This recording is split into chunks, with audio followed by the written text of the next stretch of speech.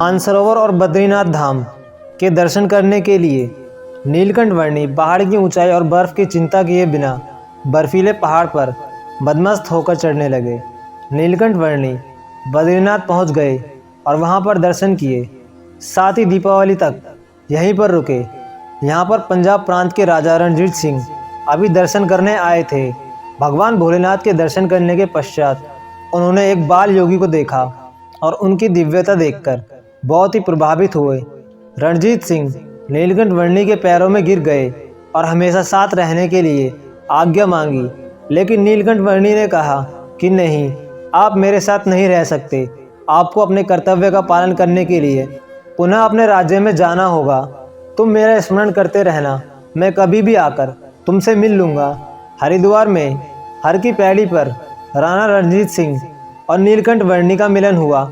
नीलकंठ वर्णी को अपने सम्मुख देखकर राजा रणजीत सिंह बहुत प्रसन्न हुए और उन्होंने अपने सब कुछ त्याग कर उनकी सेवा करने का आग्रह किया। लेकिन नीलकंठ वर्णी ने उन्हें समझाया कि तुम जनसेवा के लिए पैदा हुए हो, तुम्हें अपने कर्तव्य को निभाना चाहिए।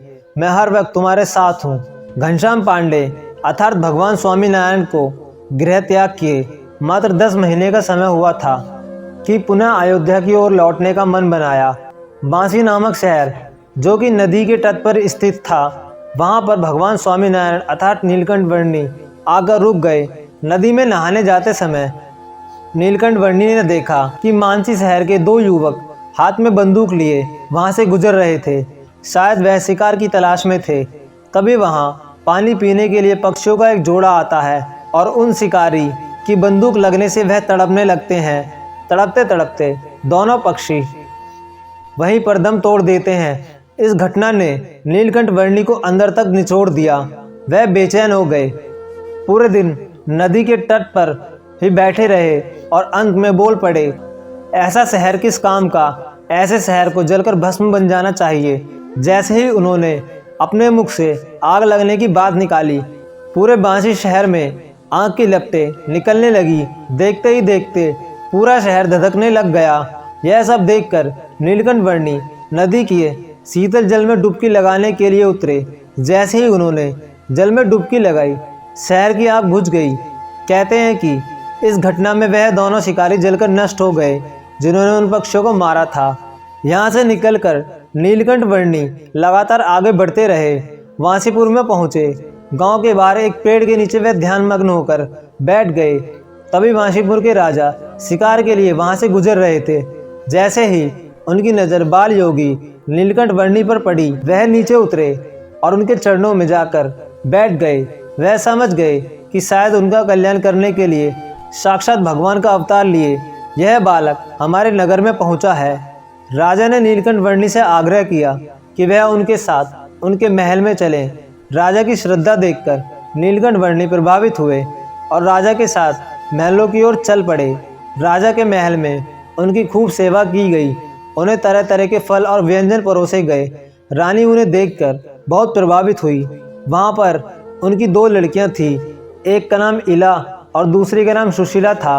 रानी ने नीलकंठ वर्णी से आग्रह किया कि वह उन दोनों लड़कियों की शादी उनके साथ कराना चाहती हैं। इस पर नीलकंठ वर्णी ने कहा कि मैं सब कुछ त्याग कर लोगों के कल्याण के लिए निकला हूँ।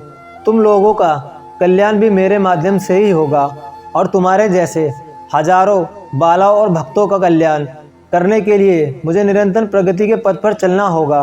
इतना कहकर नीलकंठ वर्णी वहां से निकल पड़े और नेपाल के घने जंगलों में चले गए। 1 वर्ष और 47 दिन की यात्रा पूरी करने के बाद नीलकंठ वर्णी एक विशाल पेड़ के नीचे ध्यानमग्न होकर बैठ गए। नीलकंठ वर्णी के दर्शन आतुर हनुमान जी वहां पर आकर विराजमान हो गए। ऐसा कहते हैं कि जैसे जैसे शाम का समय होता जा रहा था, जंगली जानवरों के साथ साथ तरह तरह के भूत प्रेत और आत्माएं नीलकंठ वर्णी की तरफ बढ़ रही थी। तभी हनुमान जी ने विकट रूप धारण कर लिया और विकट रूप धारण करके उन सबका खात्मा कर दिया। नेपाल के समीप आगे चलते हुए वह हिमालय के सघन वनों में प्रवेश कर रहे थे। धवलगिरी और श्यामागिरी नामक 2 पर्वतों के बीच में बहुत ही गहरी खाई थी, जिसको उन्होंने लांघकर पार कर लिया। ऐसी ही कहानी देखने के लिए वीडियो को लाइक करें, चैनल को सब्सक्राइब करें और बेल आइकन को प्रेस ज़रूर करें।